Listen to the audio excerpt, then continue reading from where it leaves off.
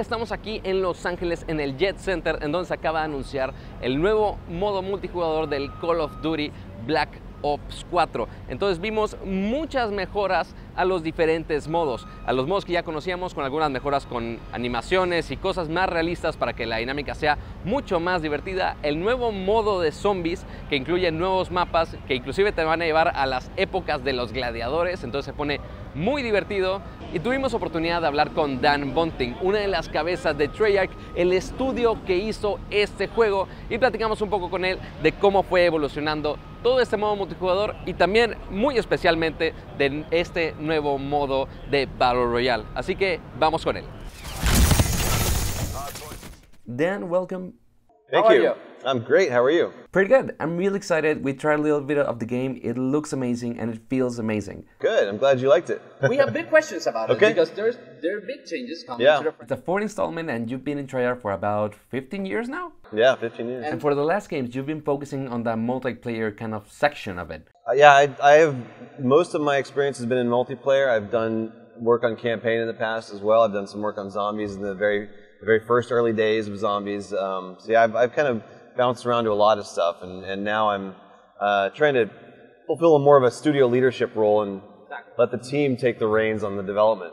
Throughout the years, you've been helping to create the status of the multiplayer experience in Call of Duty. If you're thinking multiplayer shooters, you're thinking about Call of Duty pretty much all the time. And that was part of your job, which is pretty amazing.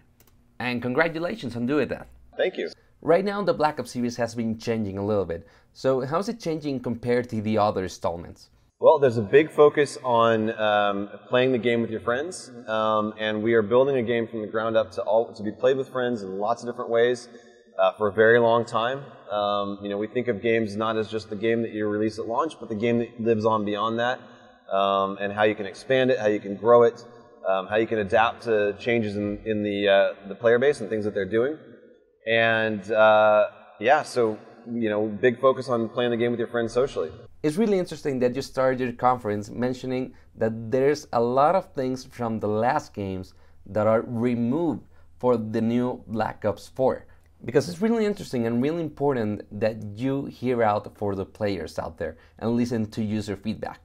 How the users feel, if they like it or not, if it's slow, it's too fast. So what are the big decisions that you changed from Black Ops 3 to Black Ops 4? Well, we started with movement. We said that it's 100% boots on the ground gameplay. And nothing flying around, nothing up in the sky. Yeah, I mean, there's nothing wrong with that. I think there's a lot of players who are still playing that kind of, you know, that style of gameplay, and Black Ops 3 was that, and it's a great multiplayer experience. We still have many thousands of people playing that game every day, and you know, we're continuing to support Black Ops 3 as well. But for Black Ops 4, we wanted to do something a little bit different. We wanted to take multiplayer in a direction that introduces some pacing, introduces some tactical elements, introduces some ways to coordinate with your team in ways you've never been able to do before, and give it a very grounded feel, something that has a sense of kind of physicality to it, so you get a feel for the presence of the world around you, and a lot of details to weapon mechanics, whether it's the animations, the sounds, the particle effects, the way that the bullets impact the world around you. All those little details really matter in bringing this experience together. And ultimately, it's our primary goal is to make the game deeply rewarding for everybody. And with all these little details, from animations to bullets to sounds in the environment, you add a little bit more of realism to this, so the players are more immersed in the game. And one of the big questions that pretty much everyone is going to ask, the new Battle Royale mode, that in this case it's called Blackout. Because Call of Duty is pretty much the synonym of a multiplayer shooter experience, but now we have this new mode, Battle Royale, that is nothing new, that we have seen in other games that are really popular. How is it going to be the Call of Duty twist on this mode?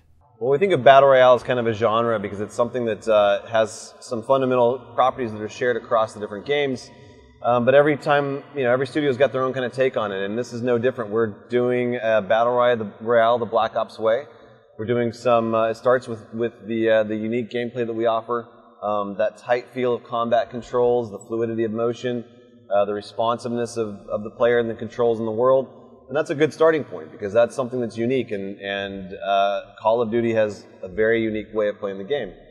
And then beyond that, we're putting players into the largest map that we've ever built.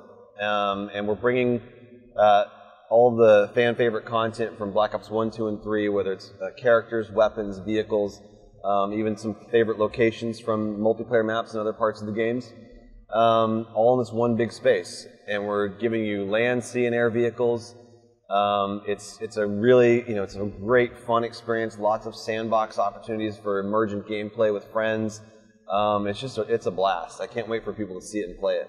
We tried a little bit of the multiplayer modes that we're used to in Black Ops, but no one has tried Battle Royale, the new Blackout mode yet. So when are we expecting to start to see this?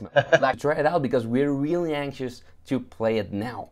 I can't tell you the exact date, but we'll, stay in tune, and we'll tell you later in the year. And another big question is that Call of Duty has been evolving mainly on the consoles, Xbox, PlayStation, and the PC as well. Right. But now we see the competitors that are using this Battle Royale mode on mobile, basically, because they do have their console versions, but the big hit is that now it's available on mobile, and it's free for most of them. So there's a lot of users that are using this mode. So I don't know if Treyarch or Activision has been thinking about bringing this Call of Duty experience to mobile. Sooner or later. I don't know. Anything could happen right now. Today we're focused on, the PlayStation 4, the Xbox One, and the PC experience, and that's really what the team at Treyarch is primarily focused on delivering for October 12th. But who knows, anything could happen in the future. Esto es básicamente todo lo que anunció Activision y Treyarch aquí en Los Ángeles. Esperemos que ya pronto salga el juego completo para disfrutarlo completamente. Por mi parte, eso es todo. Yo soy Pato González y nos vemos a la próxima en esto que es BitFeed.